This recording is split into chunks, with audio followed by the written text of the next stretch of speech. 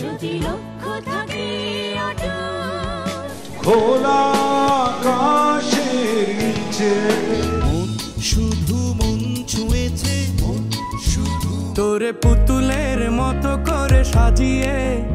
এমন বহু সারা জাগানো গানের রূপকার তিনি, উজ্জ্বল এক নক্ষত্র বাংলা ব্যান্ড সঙ্গীতের। অলরাউন্ডাররা যেমন ক্রিকেটে একই সঙ্গে ব্যাট আর বলে দক্ষ, সঙ্গীত দুনিয়ার এই অলরাউন্ডার তেমনই একাধারে গায়কী, গানের সুর বাঁধা কিংবা গান লেখায় সমানভাবে সিদ্ধহস্ত।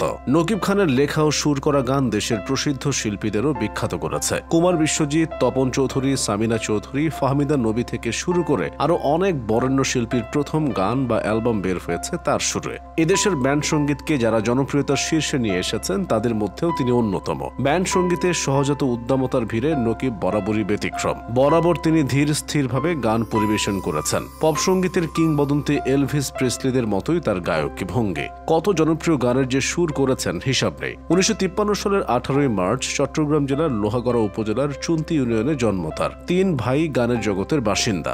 বড় ভাই জালালউদ্দিন খান জিল্লু সুরকার ও গীতিকার, ছোট ভাই শাহবাজ খান পিলু ড্রামার, ভোকালিস্ট এবং গীতিকার। নকিব মাধ্যমিক সম্পন্ন করেন চট্টগ্রামের কাজেম আলী স্কুল থেকে। এইচএসসিতে ছিলেন চট্টগ্রাম কলেজে, রয়েছে চট্টগ্রাম বিশ্ববিদ্যালয়ের অ্যাকাউন্টিং এ স্নাতক ও স্নাতকোত্তর ডিগ্রি। ব্যান্ডে জড়িয়ে যান কিশোর বয়সেই। বালার ব্যান্ডে গায়ক, পিয়ানিস্ট এবং শিল্পী হিসেবে প্রথম আত্মপ্রকাশ। কিছুদিন পর যোগ দেন আরেক ব্যান্ড সোলসে। বাংলাদেশের ব্যান্ড সঙ্গীতের নতুন স্বর ছিল এই দল। স্বাধীনতার পর 1972 সালে শাহেদুল আলমের নেতৃত্বে নতুন স্বপ্নে বিভোর কয়েক তরুণ চালু করেন সুরেলা নামের একটি অর্কেস্ট্রা দল। 1974 সালে নাম বদলে রাখা হয় সোলস। তপন চৌধুরী ও আহমেদ নেওয়াজের পর সে বছরই সোলসে যোগ দেন নকিব খান। তারপর নিজেদের কথা ও সুরে গান শুরু করে দলটি। সোলসের প্রথম অ্যালবামের 12টি ট্র্যাকের মধ্যে 5টি নকিব খানের সুর করা। এই ব্যান্ড দলের সঙ্গে কেটে যায় তার প্রায় 10 বছর। বাবার মৃত্যুর পর 1985 সালে তিনি সোলস ছেড়ে ঢাকায় চলে আসেন। গঠন করেন নিজের দল রেনেসা। প্রথম অ্যালবাম বাজারে আসতে সময় লেগে যায় 3 বছর।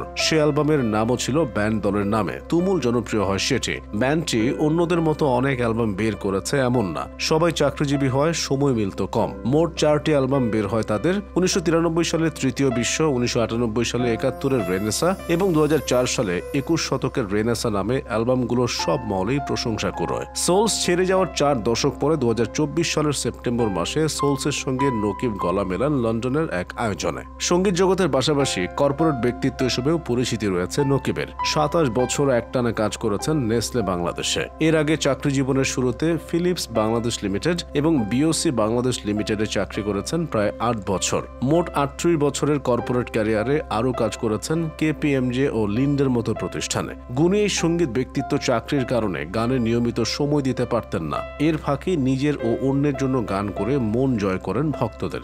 মিউজিক কম্পোজার সোসাইটি বাংলাদেশ নামে শিল্পীদের সংগঠনের সভাপতিও তিনি। জীবন নিয়ে কোনো আক্ষেপ নেই তার। সঙ্গীতের দুনিয়ায় যেমন চাকরি জীবনেও সফল। আছে তার সাজানো গোছানো সংসারও। 1993 সালে বিয়ে করেন নুসরাত খানকে। বিয়ে করে ঘর পাতেন নকিব। এই ঘর আলো করে আসে মেয়ে ফাবিহা খান এবং ছেলে জারিফ খান।